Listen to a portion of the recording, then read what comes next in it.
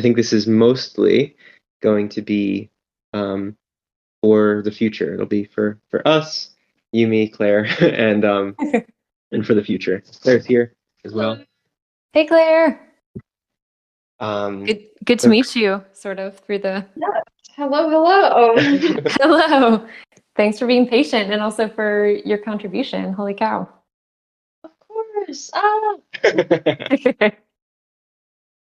Cool.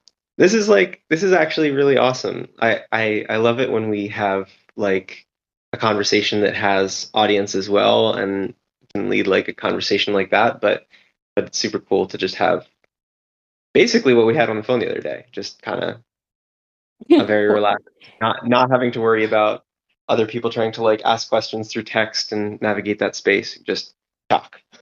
It's true. It's true. It's not often you get a dry run to a conversation, so that's kind of cool. Yeah. No, I do love exciting. that. I love that about those chats. Yeah, this is so great. So I'm gonna I'll start since we're recording. I'll start for all of our future people. Just doing what I would normally do, which is say I'm gonna introduce you briefly and let you introduce yourself further. So as I understand, you are a collage artist and a poet and writer and social worker and community organizer. That's sort of what I have distilled from your little bio that you shared with us. And I think all of those things are both very cool and very relevant to the space that we have. So I really wanted to thought it would be very interesting to invite you into this space, both for a conversation today and just so that you could get to experience the space more and so that people could get to experience you more, give you a chance to talk about some of the stuff that you do. Yeah, that's so cool. Thanks so much for having me. It's really fun. And despite the technical difficulties, it's cool to like have an introduction to Discord through this community space and just to see what it's all about. It's really amazing. Yeah. And yeah, the distilled bio is funny. I was going to mention, I was thinking about this talk earlier tonight over dinner. I was talking with Jason about it, and I'm like, it's almost a start to the conversation probably, but how even being called like a collage artist or like a writer in any respect, although I do those things, it's sort of like, ooh, maybe I should go. Like, is this really for me? Like, is this a space where, are those capital A and capital W, like artist and writer? Like, it feels, the like imposter syndrome is very real around feeling like it's legit. So this feels really nice to kind of be legitimized a little bit, or to feel, I don't know, seen in that way. Cause I don't always, I'm not always seen in that way in the work that I do day to day. So it's really nice. Yeah. Well, I chose those words carefully because I thought that that would be the case. But I really understand that. I think I feel that daily as well. So like that imposter syndrome, specifically in regard to capitalization of right term, I guess, right? But yeah, okay, so we can decapitalize the titles. What's your history with? I'm just going to go down the line if that's okay. What's your history to collage art making? Collage art. So, with so many, I think probably with so many people who are drawn to different mediums, like I always liked doing this my whole life. I think it started, way back when I used to make kind of like vision boards and stuff like that in like middle school and high school. And I didn't really think of it as art back then. It was just kind of like a quiet activity away from my parents when I wanted to be alone. But more recently, I've sort of started getting more into it. I think the first big project I did with it was a zine last year, where I'd written a poem every day for all of October, which I can't believe was almost a year. Yeah. The little poem series was really fun. I was just talking with Jason about maybe doing it again. Because it was last year, which is hard to believe. but yeah, I think I have been probably playing around with collage a little bit just for fun. Um, and then when I finished that project and had like these 31 poems, I was like, maybe I can make a zine out of this, and kind of, I was like, how can I make it look nice and make it special? And so I ended up doing like a ton of collage in there and sort of marrying the poetry and the collage, and that sort of felt like a cool niche or something that was kind of unique or really just really fun to do and really fit the work well, I think. Wow. Wow. That's like, um, yeah, that's so much more of a like recent, I guess deep undertaking than I expected, I think. Because your collage is really beautiful and like really compositionally sound. Like it's really amazing Oh, stuff. thank you.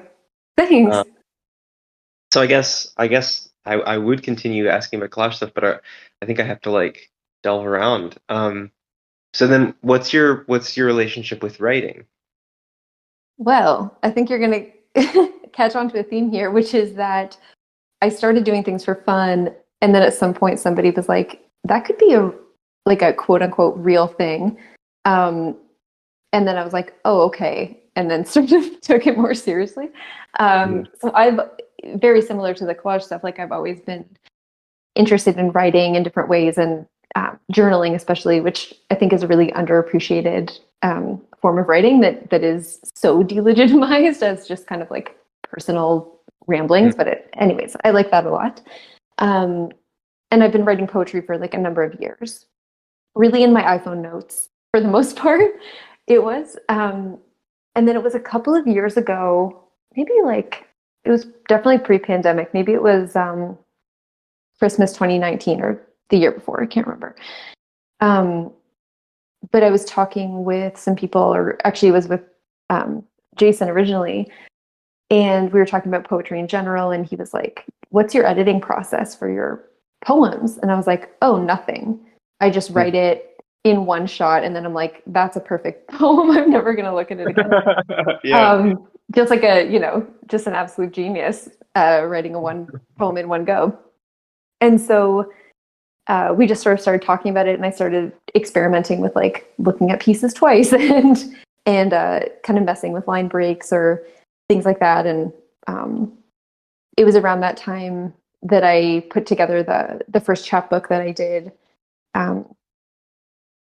which was cool and felt really legit. And then after that, I think the chronology is all mixed up, but I think it was,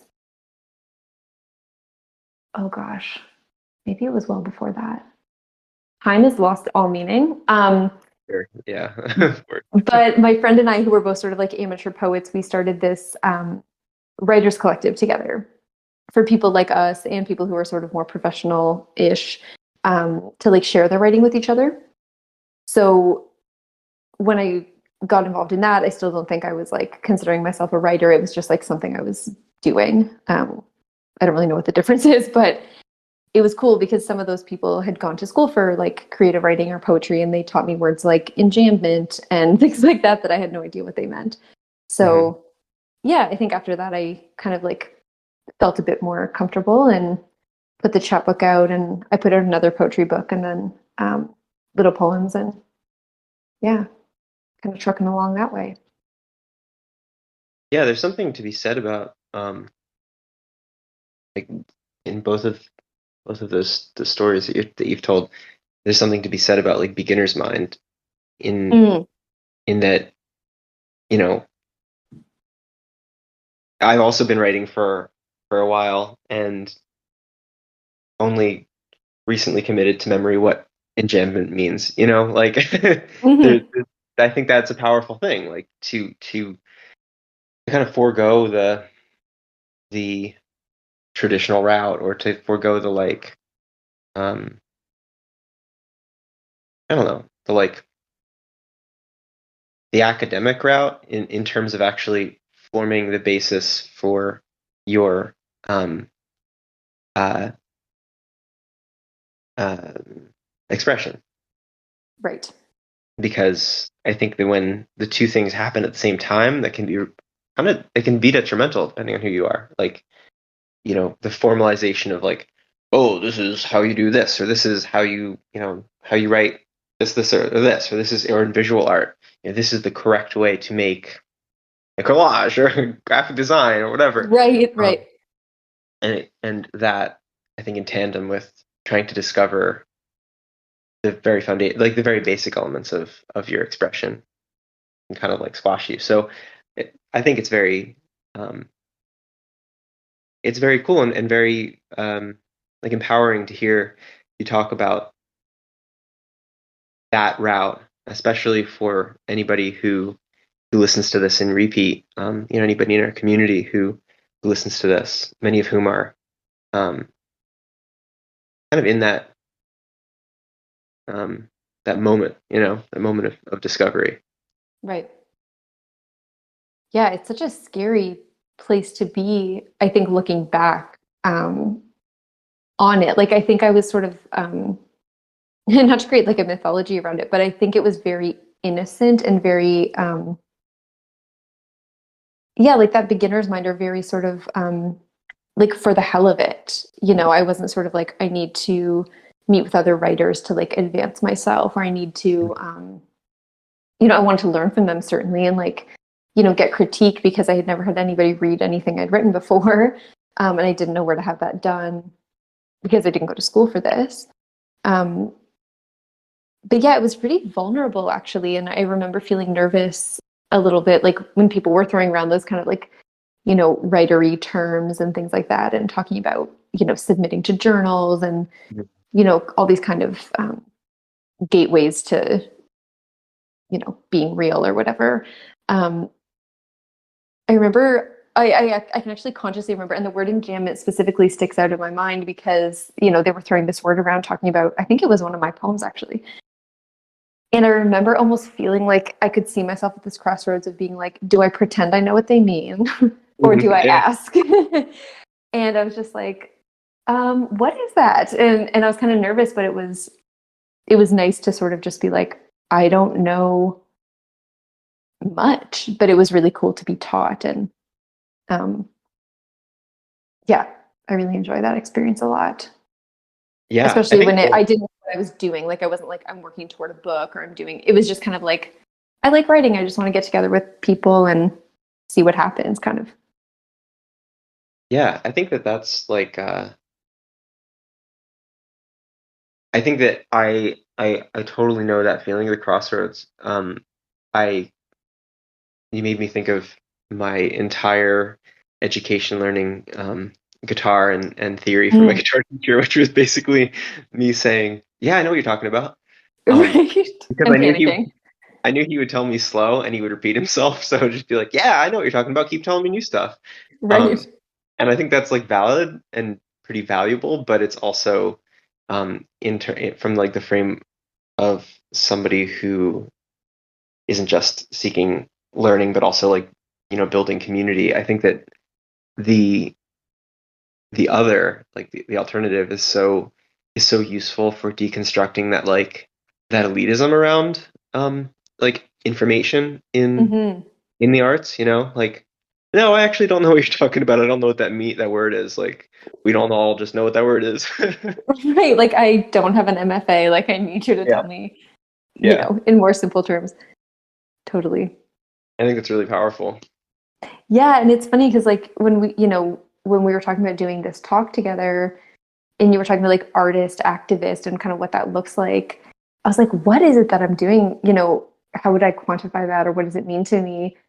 And if anything, I think it's like, this might sound weird, it probably does, but kind of allowing other people to feel comfortable with like not knowing what they're doing, and just like Yeah, making it up as they go, doing it for fun. Like, no one's getting paid. It's just like, making art for yourself, or with your friends, and not needing it to be sort of ultra professional, or I don't know. I feel like that's like activism in its own respect, maybe even just sort of in terms of mindset, like kind of um, I don't know, just stepping out of the rat race of it or something, and just kind of seeing what happens when you try something new, or right. I don't know, just don't know what you're doing exactly. Well, I think it's you're putting art in the hands of the people that way, like if you can do that, you being you or you being anyone, if we can do that, then we can provide a really important gift, not in the sense that we're the gift givers, because that's very like elevating Right, of for course. ourselves, but just that like this is something that we should all know to begin with, and like we I certainly wasn't raised or like born or raised with that information that we should all be able to harness art. But because of any work that I've done, and likewise with any work that you've done to get to where we are, that becomes a tool we can share to maybe make the journey a little easier for somebody else. I think that that's a very valid form of artist activism, is just providing the tool itself. Right, and sort of the, I don't know, just the space to make it up as you go. There's a great you might know of her. She's all over Instagram, Marley Grace. She's like an improviser, and she does improvised dance and also improvised quilting. And one Oh, of her wow. main sort of mantras or like mission statements for herself is that there's no messing up. Mm, Um, and when you first read that, it's kind of like, oh, you're not allowed to mess up. It's like, no, there is no such thing as messing up. You're just kind of, it's all in the process. Like that's what kind of is the part that's exciting, and is the part that's the product is like just the process itself, and learning as you go, and kind of having it be um, I don't know, procedure, I guess, rather than outcome or output. right. That's very cool. Yeah. I don't know of that person, but I would love to see their stuff. Sounds very interesting. Yeah, it's super cool. She teaches quilting classes. I think it's called like A Quilt is a Human Thing, or like A Quilt is a Living Thing. And it's all sort of just about, yeah, like improvisational quilting. It's a course I would love to take. Yeah, that's super cool. Do you know where she is in the world? I think maybe California or New Mexico. She's been moving recently, but in the south type area. Gotcha. Yeah, she's Sure. super cool. Yeah. But I guess Would you- another thing regarding when we were talking about sort of feeling delegitimized is, and you and I talked a little bit about this before, was about like the output of art, and how doing things like I'm talking about, like just for fun, or like just for the heck of it, or doing stuff with your friends, or making little zines, and printing 50 copies, and you lose money on the whole endeavor, like doing art without strong output, or making things that aren't really going to be seen by anybody. um, it feels a little bit rare, do you think? Yeah, definitely. No, I'm thinking about that in terms of my own practice even, like Yeah. really hard to do, Hmm. and it's really healing to do, and it's really hard. Like both are true. In what Um, practice of yours do you find it the most sort of challenging for you, or hard to do? mm, I think that I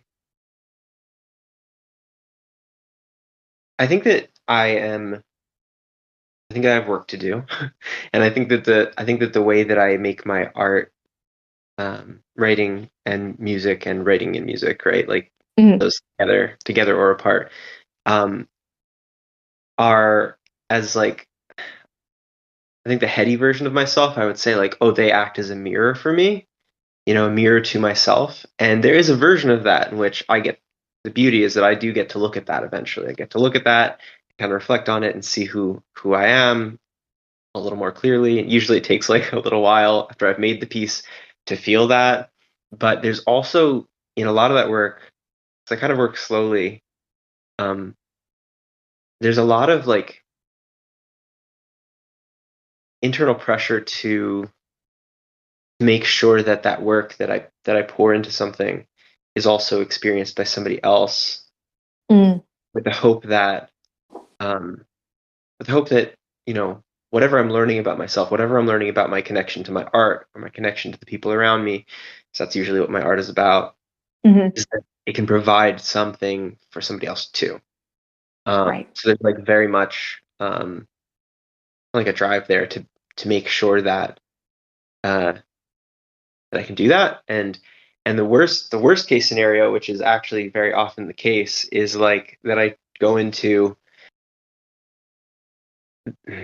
the hope that the art could provide some space to rest or to heal or something like that. It's something that I can share with somebody, or that the music, outside of myself, that the art can be shared with someone and they can find something in that, and that is very beautiful. But also, it is very easy to get lost in that as the drive.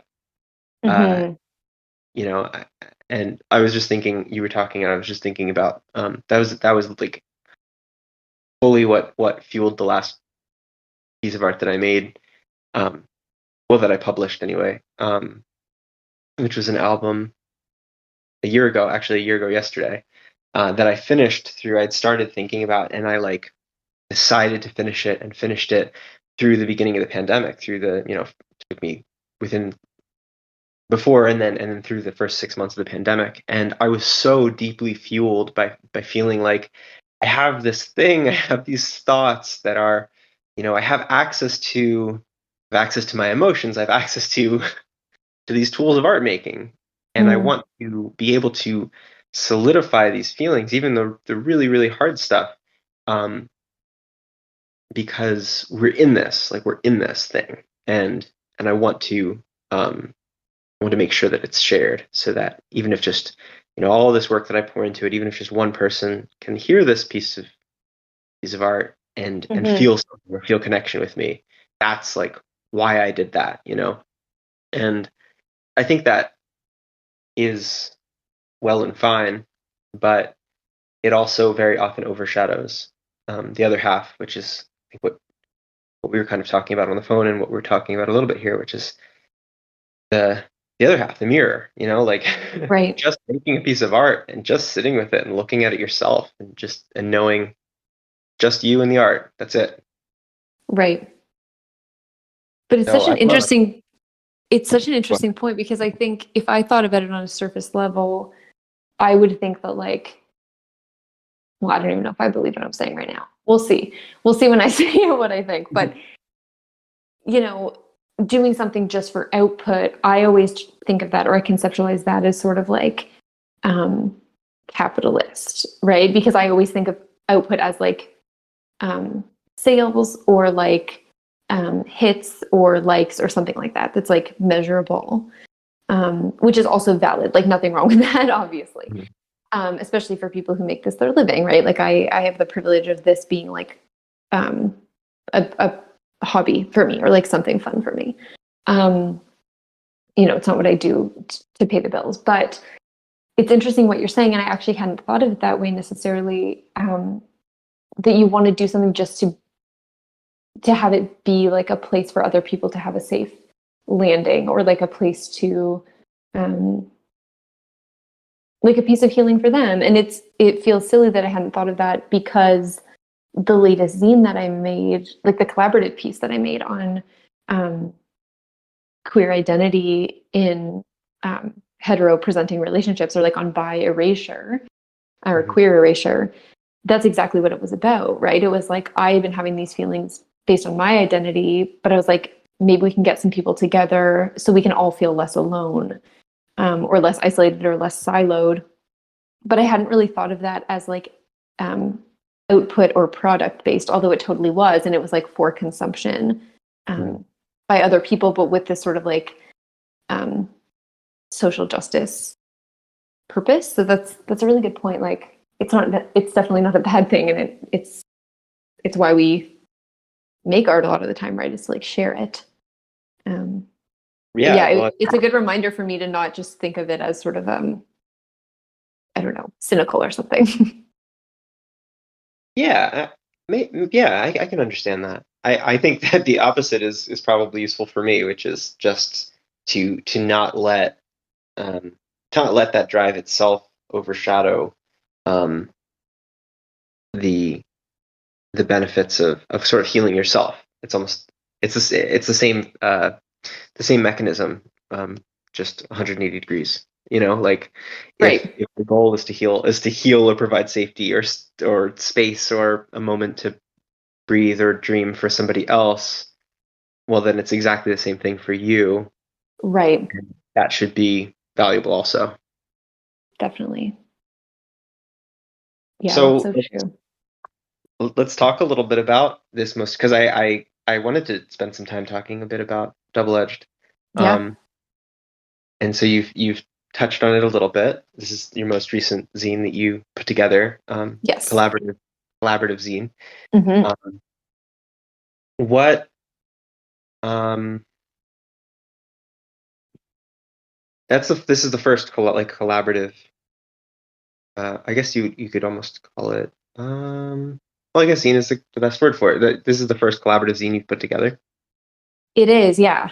And I don't think it'll be the last because it was really, really very fun to do. Yeah, it seemed like it was it's so beautiful. It was so Um, wonderful to be able to hold it. yeah, it's really cool that it's like there with you. That's really nice. Yeah, yeah. Hmm. Um, how long ago did you start thinking it up? It's such a classic me thing where I get an idea and like a minute later I'm doing it. So I think it was maybe like a week or two before I put the call out, Mhm. which was a couple months ago, I think. Yeah, yeah. Um, yeah, I think, my partner and I have been having lots of talks about this, and friends of mine, some who contributed or had wanted to contribute. Yeah, I've just been talking about this concept of sort of queer erasure and how, I think it must have been around like Pride Month, probably was when I was thinking about it. I was like, wow, it's Pride. That's really amazing, obviously. And, as a queer person who's never seen that way, unless I specifically disclose it to somebody, it's not really visible at all. So um, yeah, I think I was feeling probably a little bit sad, um, Mhm. and a little bit lonely with that. And it's easy to celebrate it. Like my friend and I talk about being like quietly queer and how that feels really nice sometimes. And it's kind of like it's like enough to just know for yourself and all of that. But I think this year I was just feeling maybe a bit sad or lonely with that. And so I was just thinking about what to do. And, I'm sure there's other people feeling that way, obviously. And so I think it was just sort of like you had just been saying, like a way to heal myself a little bit, probably to be like, who else is out who's out there? Does anybody want to tell me how they're feeling? And maybe we can like do something together about it. And what was really nice was hearing from other contributors or just like other people, that this meant something to them. Or there were people who like identified with that lived experience of like being queer, bi, or pan, but being perceived to be in a straight relationship that I like had no idea. Mm. Um, and so that felt really special because I think also probably that was the case for a lot of people perceiving me for the first time and talking about it. So yeah, I think it came out of like a bit of a sad place, but it really turned around and became really something really lovely. Yeah. I think there's that quick turnaround too is kind of like understandable and important. I think sometimes there's uh, thinking about it in the art making like uh, framework, or relating to art making. It's easy to kind of get cold feet, I find, Hmm. or like convince myself that it's too much work or something, unless you just jump into what you're doing. So I very much understand, like thinking it up and then beginning to work it out while you're doing it, like on the Yeah, fly. it's like let's just do this and see what happens. Hmm. Yeah, to And you be already like have, responsive. despite it being the first collaborative zine of that type, you're a social worker and you've created art communities, you've created writing communities. So there is something so consistent, um, in that, in all of that work. I think that's like, we talked about that on the phone, I Hmm. guess last, about that consistency between, we're sort of talking about it right now too, like not everybody makes. I don't think. I wish it were the case, but I don't think everybody makes their arts just to try to, touch somebody and give them an opportunity to find solace. Like that is that to me, that feels deeply related to community building. They're all facets of the same thing. Right. No, and I so appreciated that you made that connection, and like that was interesting for me to think about it that way, because I often like see my like social work life and my sort of creative life as at odds, not at odds with one another. Like they're, it's all like heart based. But I often see where I'm like, okay, so I'm like a social worker by trade, and then I do this on the side, and like they're kind of they're not really cohesive or something. Right. But it was nice to see that like the intention is there. And honestly, like a lot of the inspiration for the zine probably was that in my work, like I'm a private practice therapist. I'm working at a small community agency here. And there was recently like a closure of a health clinic that served a lot of the queer community here, queer and trans community. And when we heard about this, my coworker and I were like, we need to make a space for folks who are displaced by this and who don't now have their social workers there or their supports and things like that.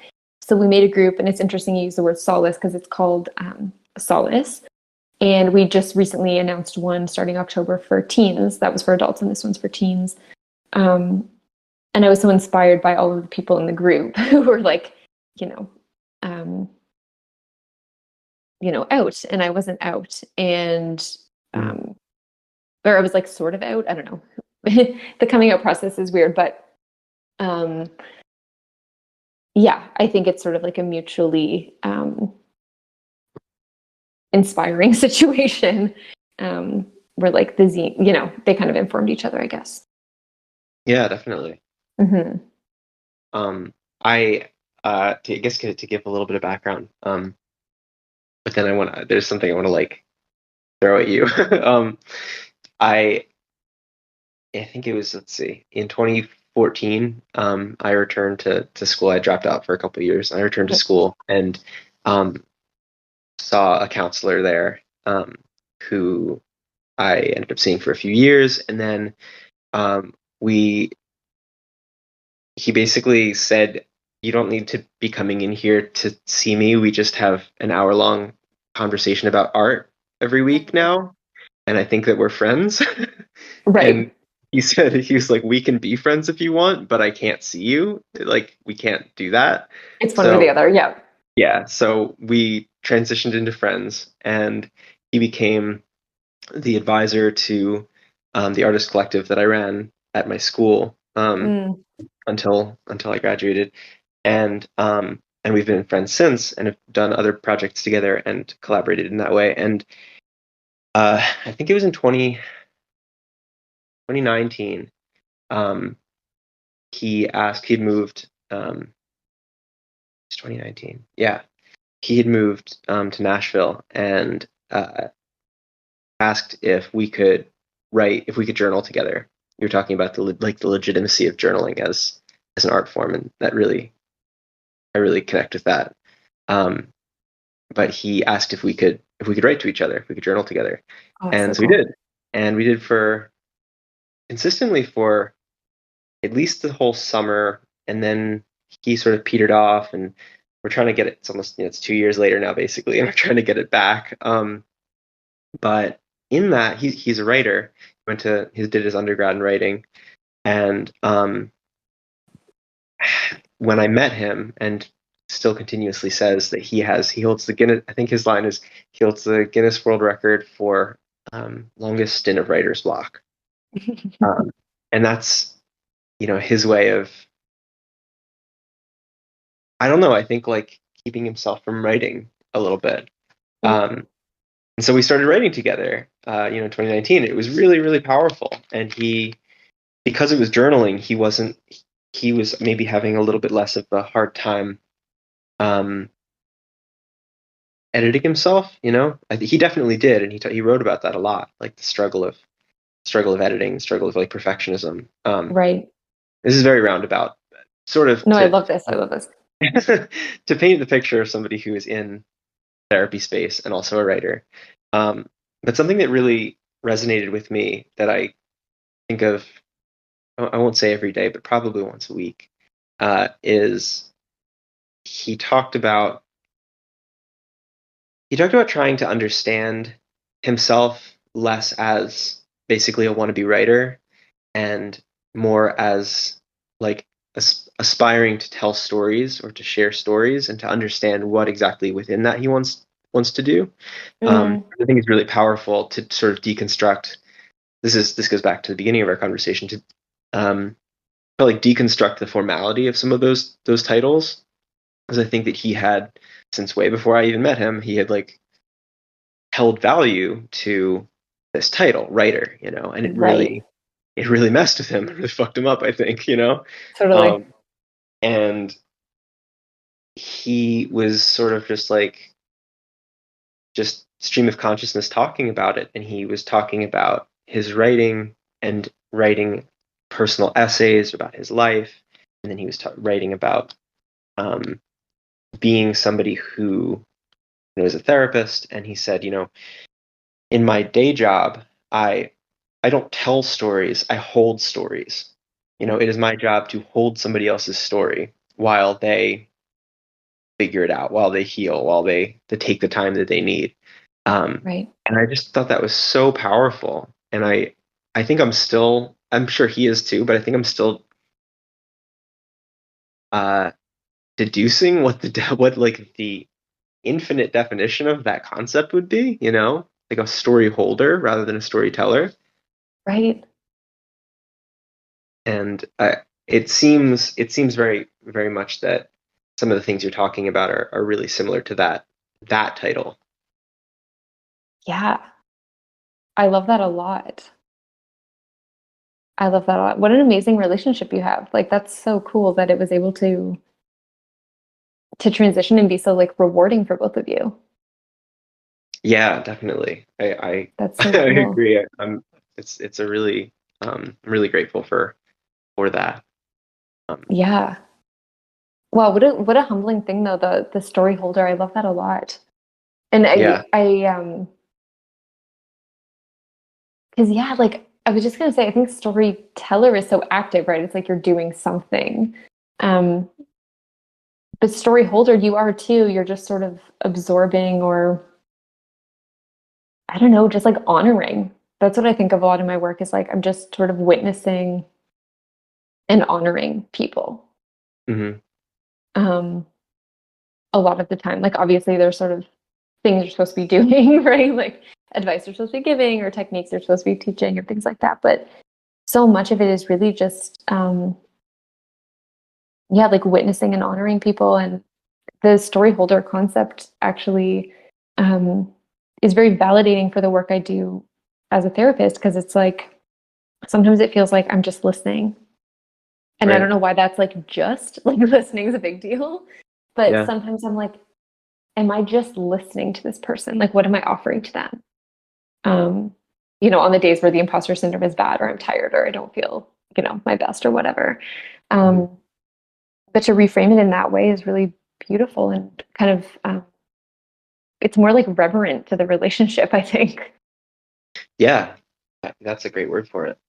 Um, I I think I'm thinking of something that Claire and I, or I was sort of saying to Claire earlier, we were talking about earlier. So we're still in Maine. We had planned on leaving Saturday, but we'll be leaving tomorrow morning bright and early. So we're still very close, waving just a couple Oh, hours you north. are. You're like our neighbors. That's so cool.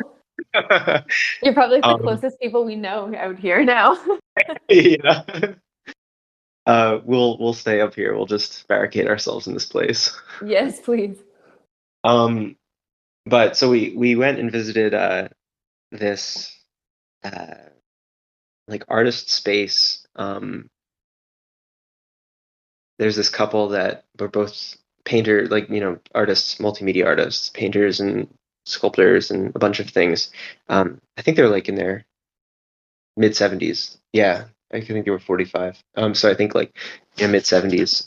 They're like great grandparents and great grandparents. And the thing that drew us to the space was, or I found a pamphlet in think it was an antique store in some town, one of these little towns, that was for their property. They had built like a basically like a living piece of art. Like they had bought a house and started to convert the space, their yard into like a garden, a meanderable garden, with ponds and all these things, and it was really cool.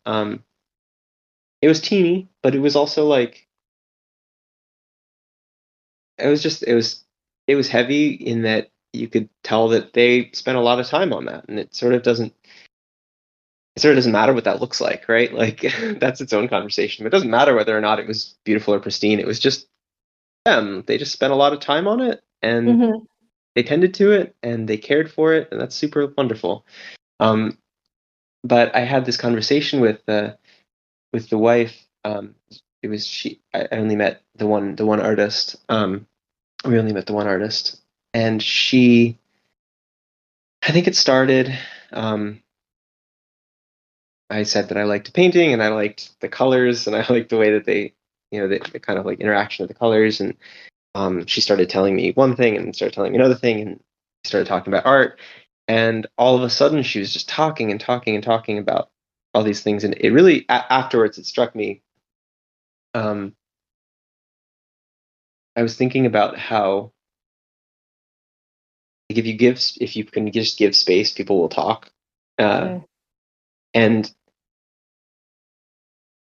in for me, maybe because, well, mostly because of the pandemic life, I have like really come to need that myself, in some sort of like healing way, like I need to To just be hear people. heard. Mm. Yeah, no, hear. Oh, Be to hear heard too, people. but also hear, just listen.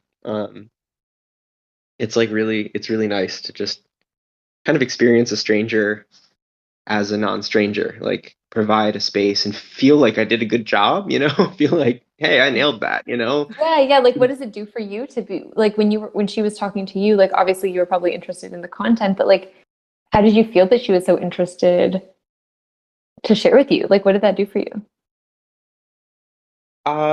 I think it made me feel like I was doing a good job. It made me feel like, oh, I must have done a good amount of like deconstruction. I must be inviting. I must be able to like hold myself well and like Mm, the stuff that always goes through my head, I think.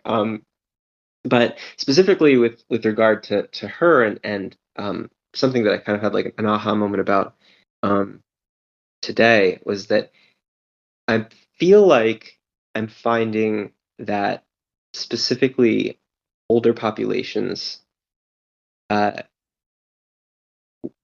will talk to me.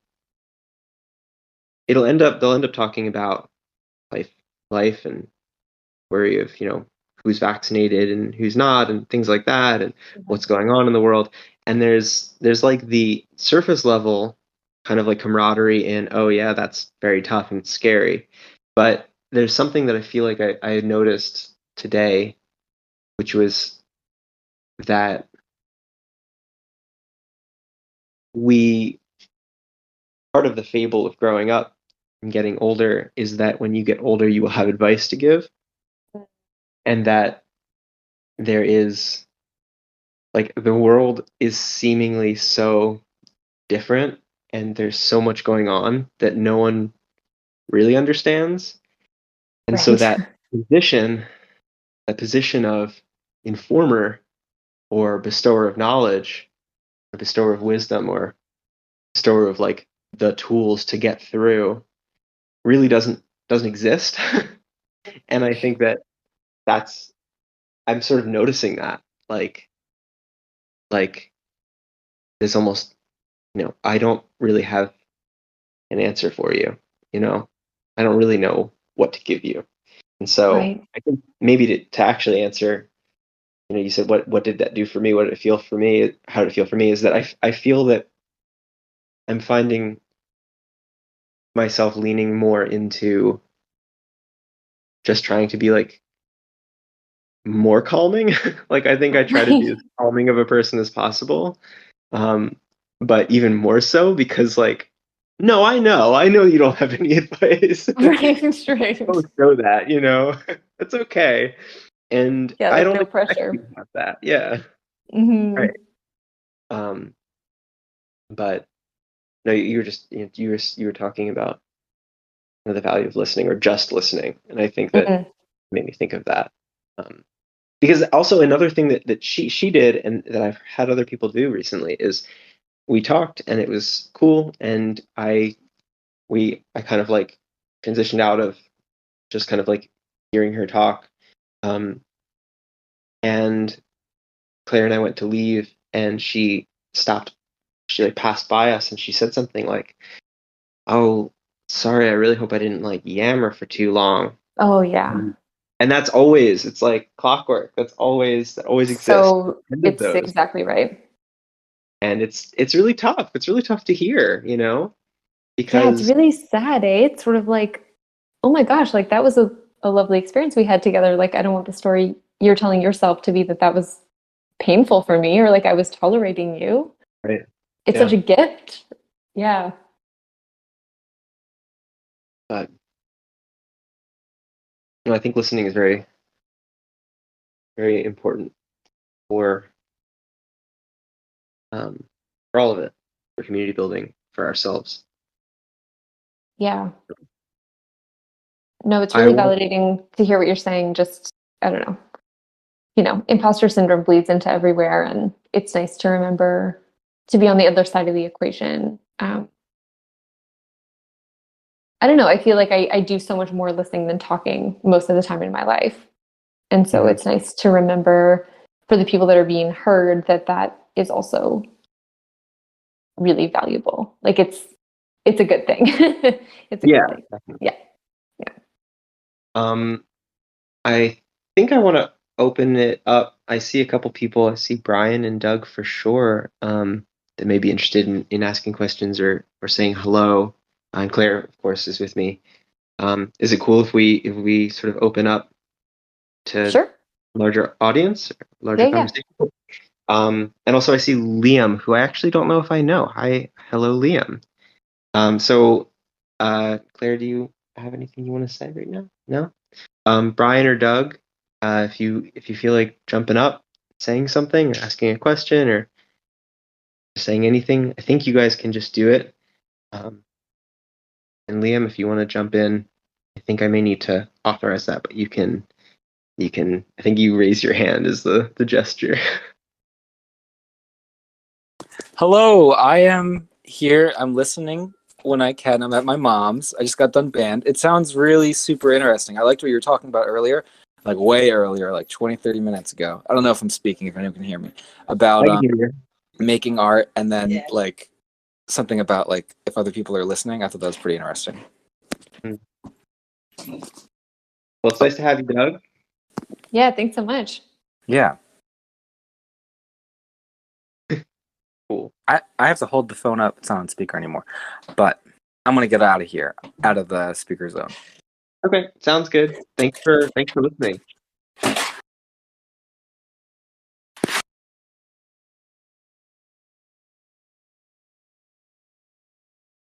All right, see. Cool. Um, Sweet. Brian may just be listening today. Brian is part of Lullaby. Oh, wonderful. I'm so Yeah. excited about that. That's such an amazing project. Yeah, we're really excited as well. Yeah, how's it coming? It's coming. We're still working with we're giving our designers some time to kind of get back into the swing of things. I think I had Mhm. mentioned last week that they had uh There were some intense kind things of happening. yeah, there were some like overwhelming things for sure. So Yeah. giving them some time to kind of get their sea legs is um, Oh, yeah. coming out. But Claire and I spent some time today talking about the next volume, and Mm. um, where originally we had planned on releasing the first one and then giving a little bit of time for people to kind of digest that first one before going with the next one. Our current plan is to just whenever it is that we are able to drop the first one, also sort of drop the information on the prompts and the theme and all of that for the next one. So I'm really excited for that. Yeah. I think it's Oh, really it's cool. great. It is really cool. And I didn't ask that with any pressure. I'm just so excited. Yeah, no, we are too. Yeah. It's so nice.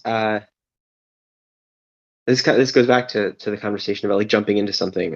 When you do something once, this is what I found in my art practice. When you do something once and it's it's new and the sky's the limit. Uh, and then you give yourself a little bit of time to reflect on that and figure out how to make those boundaries a little bit smaller and kind of like refine. Um, and I think that helps to like again serve as like a mirror to figure out what it is that you want out of something. So we did that first one, and it was deliberately a pretty loose theme, right? Like Mhm. dreaming is something that we don't have to explain too deeply. Most people do it, They have a you know, relationship with it. Yeah. right, and have some relationship with it. Coming up with themes that are again pretty fairly black and white. You got a dream, you got a nightmare. Like it's Right, pretty right. pretty easily digestible. And this next one uh, is more seasonal, Mm. but I find it really fun because our framework is something that's a bit more ambiguous or more abstract, and so it's been really fun to kind of chisel away at the Claire and my interpretations of that. And on a broader scale, when we're able to chat with Brian and John, to do that again, like to take this theme that is the theme and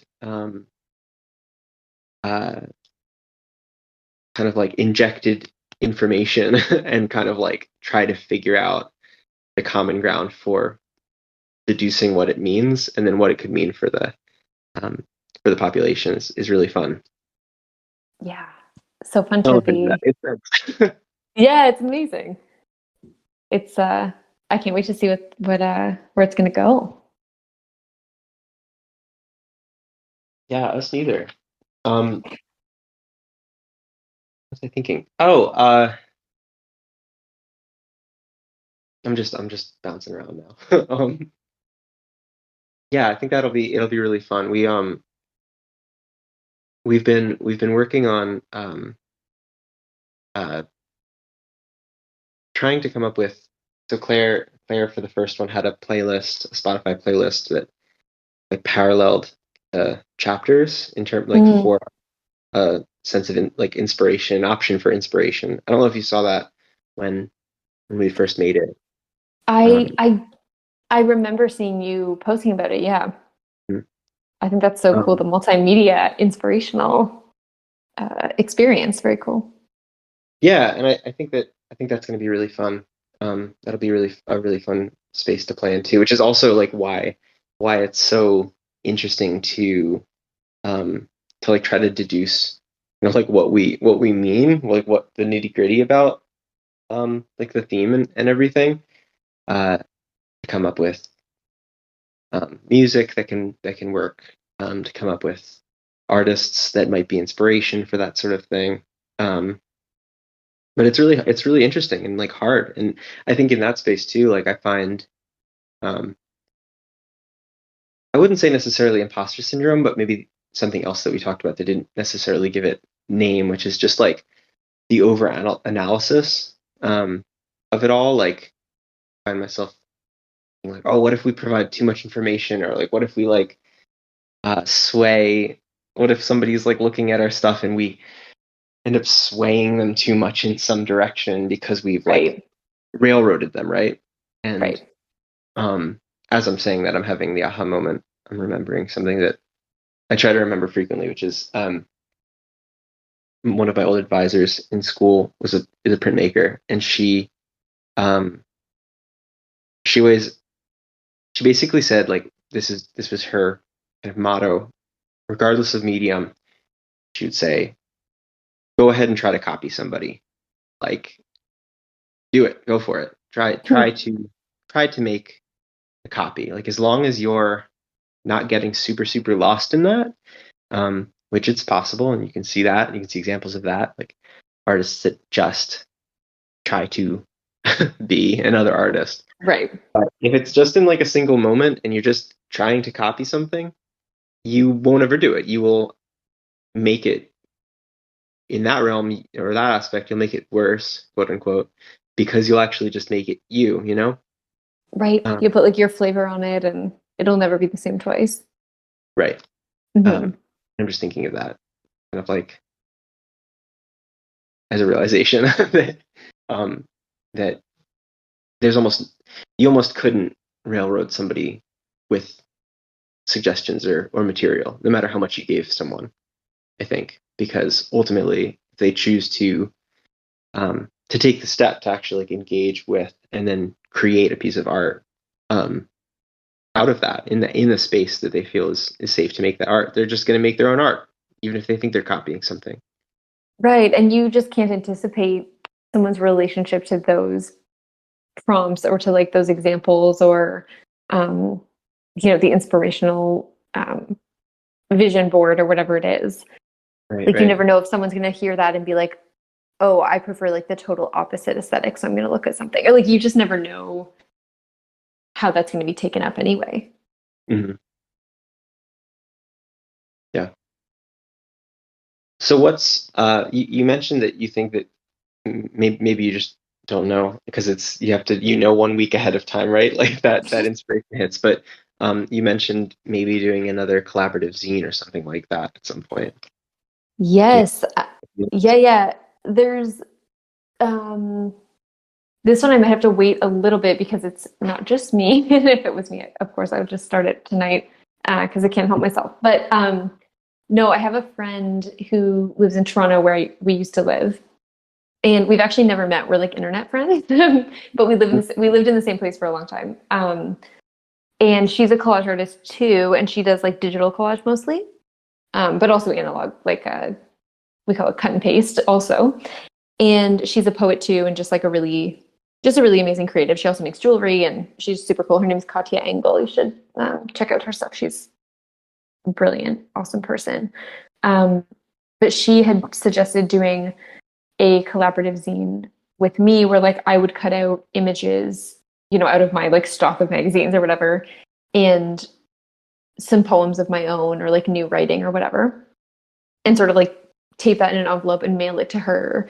And then she's going to do the same and mail it to me, and we'll make pages separately. And then sort of, I'm not sure if it'll be her, I, or one of us, but we'll sort of compile the zine out of that. But it'll really be very, very collaborative across lots of space. Yeah, that's really cool. Yeah, so I think that'll be cool. We're thinking of calling it Scissor Wizards. That's very fun. Yeah, so it should be super fun and just kind of silly, but it'll be good. I think cool. We're going to talk soon about it, so hopefully. Yeah, that's awesome. I look forward to being able to see that. Thanks. And knowing that the process is going on. I mean, that's like more than anything, just the back and forth is so awesome. Yeah, I think it's like, to go full circle, I think even if we never did anything with it, which we probably will because it'll just be fun, but even if it was just like she sends me stuff and I make a collage out of that and like send her a goofy picture with me with the collage that she sent me, like that would just be really special in and of itself, just to kind of like build relationship that way, and kind of like you and your friend writing together. Like it's not, you're not putting out a book of those letters. It's just really important to do the work together. So right. I'm excited about that. Yeah, I mean, I guess, okay, coming full circle, I guess I do that practice of making something and not sharing it, which I guess anybody who journals does that. And I never really thought of it as that. Maybe because I legitimize journaling. We as well. do. We really disrespect journaling a lot. Yeah, I have to deconstruct that. But no, that's totally true. I realized that as you said it because I actually remember distinctly kind of like riding a high on in the very beginning of doing that collaborative writing with him, and suggesting to him, like, could we do something with this? This is so powerful. Like, should we do something with this? Should we share this? And he said, no, very much no. I don't want to do that. Yeah, so journaling, yes. I think the the theme of this is like respect journaling. Right? Hashtag respect journaling. Yeah. Right. Get it going. Yeah. Yep. Cool. I don't know what time we're at, how long we've been chatting. I guess about an hour and something, hour and change. Um, Yeah. A little bit less change because of my late start again. Thank you for being so patient about that. no, of course. This has been really great. I want to provide an opportunity one more time for anybody that has anything that they want to ask or say to Jocelyn, or Jocelyn, if you want to say anything or ask me or anybody here.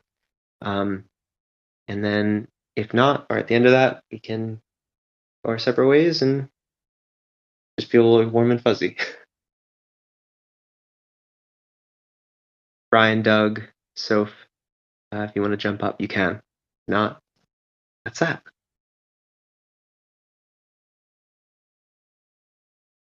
Okay, it looks like maybe not for the moment. That's that's fair. It's Yeah, it's late in the evening. I hear it. Yeah, definitely. this is such a nice opportunity to connect, and I'm just really grateful to know you and Claire. And it's I love these like internet friendships. So cool. Yeah, us too. Oh, hey, Brian.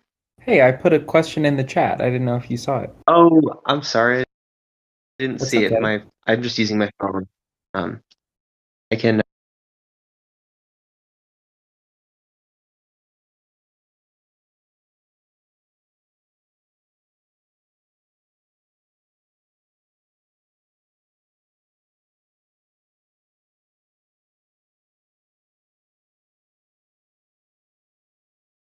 I'll read it. I not know about, but I should. A really good Hmm, question. that is such a good question. I think one of the people I'm most inspired by is this writer, Leanne Shapton. I don't know if folks are familiar with her writing. I think she's Canadian. There's so many like famous Canadian people that I assume are famous everywhere. Um, Leanne Shapton, she's a writer. Like she writes books, as you do, but they're really cool. And she does all this like multimedia stuff where she'll use like one of my favorite projects of hers. I can't remember the title of it, but she crafts sort of the deconstruction of a relationship through like an auction handout, like a an auctioneer's flyer. And it's sort of as if this like auction house is selling off all the items of this relationship, and it like tells the story through this really weird, um, cool like alternative medium. And she also does amazing watercolors. And she recently put out a book. I think it's called like Ghost Stories, maybe, that are very creepy and incorporate some like collage and stuff like that too. So I would recommend anything by Leanne Shapton always. Do you remember what the first thing you were just talking about, the like, auction piece is Yeah, called? I I'm really gonna. love the title. I'm looking at one that's called like Important Artifacts. That's it. Important artifacts and personal property from the collection of Lenore Doolan and Harold Morris, including books, street fashion, and Yes, jewelry. It's a great title. it's it's fantastic. It's very cool, and very heartwarming and sad and just emotional. Yeah, it's one of the coolest things I've seen. Cool. Yeah. There you go. What do you say, Jacob? Who do I need to know about? Who do we need to know about? Oh. Um. Hmm. No. Ooh. Oh, what's his name? Um. What's his first name? Somebody. Xavier. The poet that wrote Pure Queen. I'm looking up his name. Hold on one second. uh. Okay. Um. Emmanuel Xavier. So I found this book when Claire and I did a trip out, I guess to the Midwest and then to the South a little bit. In August, I found this book of poetry in Buffalo. It's called Pier Queen, Mm. Tier, and it's this. I'm writing the name. Emmanuel Oh, I Xavier. can see. I've Googled it also. Um, It's a book of poetry. It was originally self-published as a chapbook by this queer artist who lived in and around the ball scene in New York. Oh, And cool.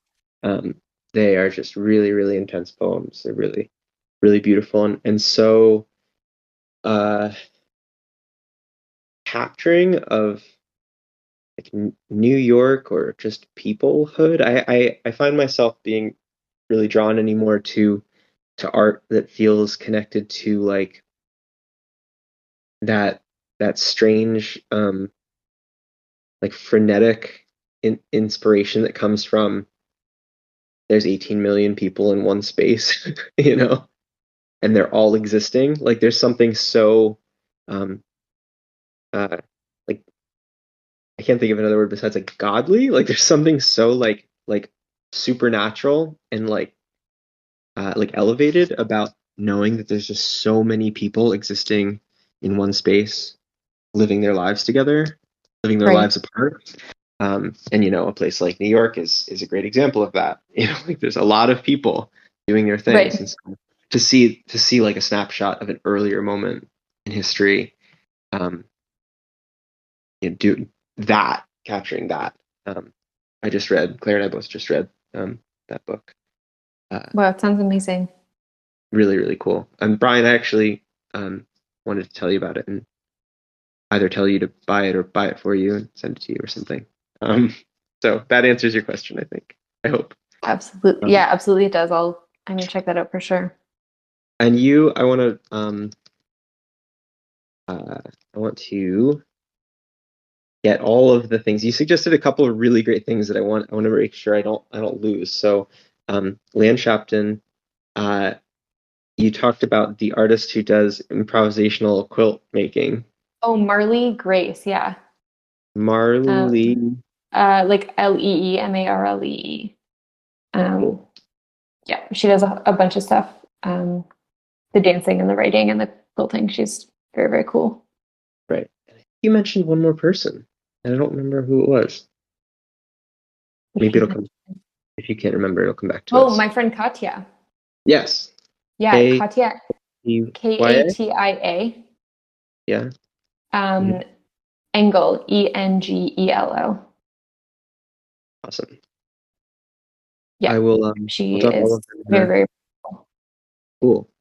I'll drop all of them in the chat. When we get off the call. Awesome. Cool. Well, it has been so wonderful to chat with you and to have um, Claire and Brian and Doug and Soph and I think a few others pop in and out. Evan. Um, yeah, it's been so lovely to have everybody here. Yeah, this is really special. What a nice way to spend the night. Yeah, yeah. We will wave as we depart south tomorrow morning. Yes, please do. Yeah, I'll keep my eye to the south and wish you a good trip back. Cool, thanks. All right, it's been so Awesome. lovely to chat. Talk to you soon. Yeah, likewise. Take care. Bye. Bye.